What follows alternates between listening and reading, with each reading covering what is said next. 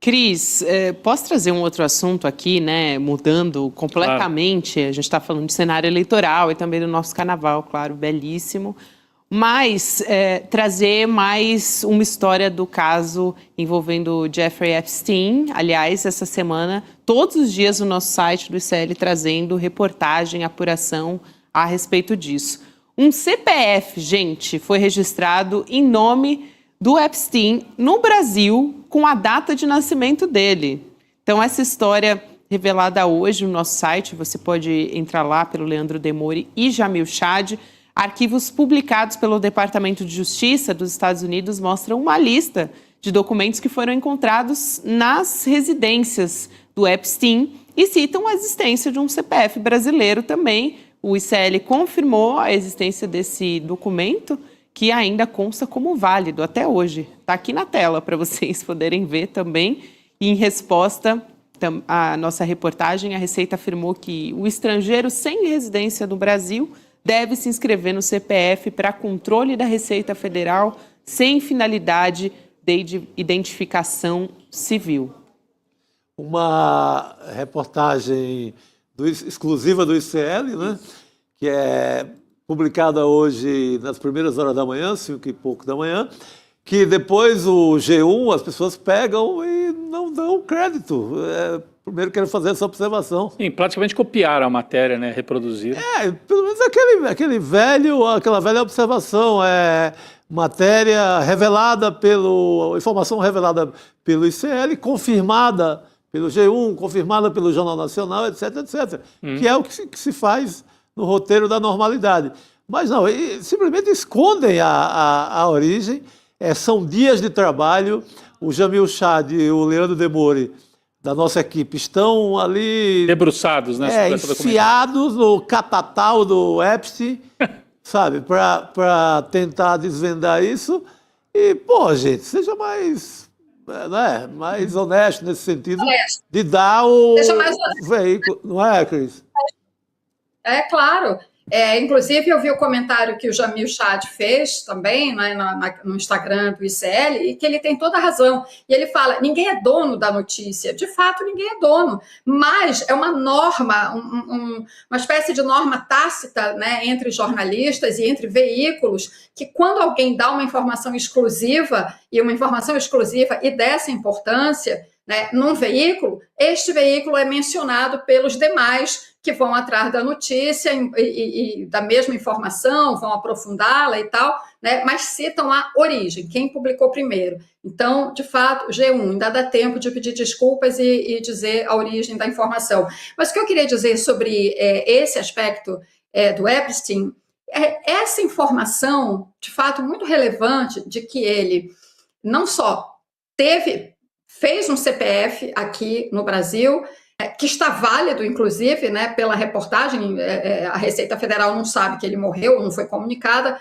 o CPF está lá válido. E tem uma outra informação, o Epstein tem uma conversa em que alguém, até uma mulher, nessa troca de e-mails, pergunta se ele não gostaria de ter a cidadania brasileira. E ele diz, sim, parece interessante. Por que isso é importante? Porque quando a gente observa, lê e assiste algumas dessas gravações aí que vocês estão mostrando, isso tudo estava no arquivo dele que foi liberado recentemente, né? Vê-se o tamanho da rede de proteção que ele criava para si mesmo, né? Não é só ele criou uma rede criminosa com vários objetivos, a rede de abusos sexuais, né, de crimes sexuais contra adolescentes, né, a rede de negócios, né, de negócios financeiros mesmo, que ninguém entende direito, né, como ele ficou tão rico em tão pouco tempo, e isso, um filme e uma série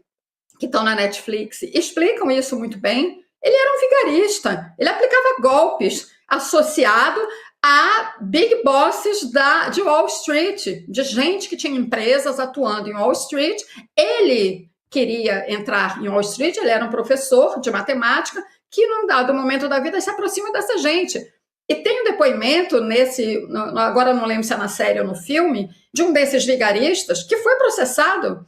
Ele fala que ele aplicava um golpe de pirâmide financeira e que o Epstein trabalhou para ele. Enfim, então tinha esse outro tipo de crime, etc.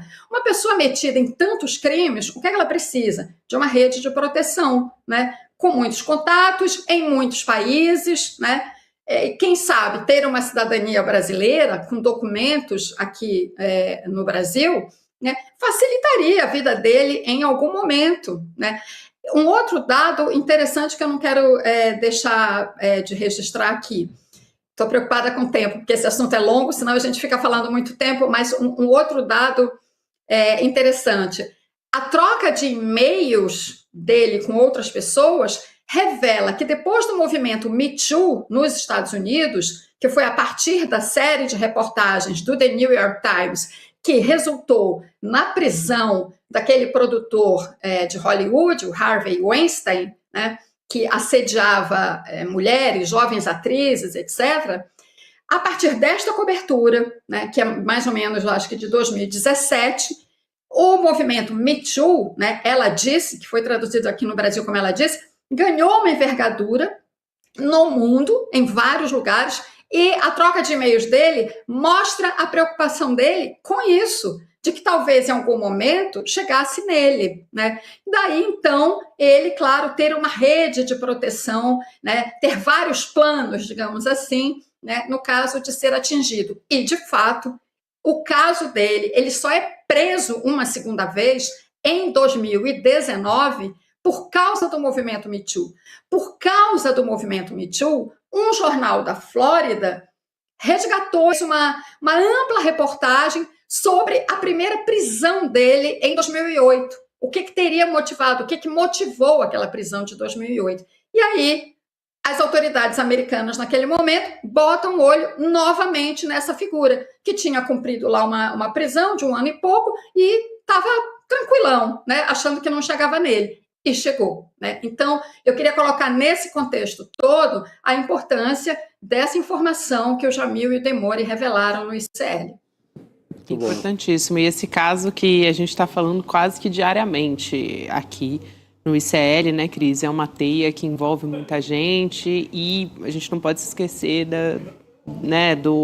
da tragédia que é para as meninas abusadas nessa história. Então, sempre reforçando isso aqui também. Obrigada, Cris. Bom ter você junto com a gente, querida. Valeu. Obrigado, Cris. Importantíssimo, só para finalizar muito rápido, a centralidade do depoimento das vítimas. Isso. Sempre, né?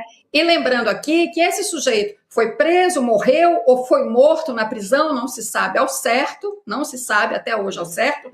Há questões de perícia, né, que levantam dúvidas, mas só agora, Gabi, só agora, 30 anos depois do registro dos primeiros crimes, lá em 1996, é que a extensão dessa rede e os arquivos dele estão sendo de conhecimento do público. Então, veja, né, o tamanho da rede de proteção que escondeu dos olhos do público até hoje esse arquivo dele e esse esquemão que ele conseguiu montar, né, com tantas conexões. É isso.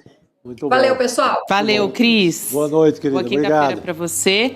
E Bom carnaval para aquele lá. Não vai poder ir para a avenida, mas vai curtir. vai curtir de alguma maneira, né? Aqui começou o carnaval. Eu estou ouvindo aqui. Tem uma turma aqui. Aí, mas tem um carnavalzinho aqui na área. Uma já. turma do ICL, não sei se é no vizinho, acho que é aqui A mesmo. galera tá animada. O pessoal tá animado. tô ouvindo aqui a música aqui. na sede.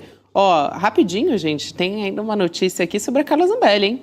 O pessoal que estava esperando, lá, né? com a expectativa, né? Não, vão trazer a mulher em pleno carnaval, pelo amor de Deus. Ó, Estamos de folga. mas ainda não tem decisão. Ah, mas a Justiça Italiana concluiu hoje essa audiência sobre a extradição da Carla Zambelli. Durou quase 7 horas essa audiência e provavelmente em 2 semanas teremos a decisão do tribunal lá na Itália. Então, É porque eles concluíram a audiência, mas agora demora para sair Isso aí, anunciar sair o a resultado decisão. mesmo. É isso. Pô, não é bom pro Flávio Bolsonaro, não, essa volta dela, não. Mas é notícia ruim, né? Vai ficar lembrando coisa ruim deles. Né?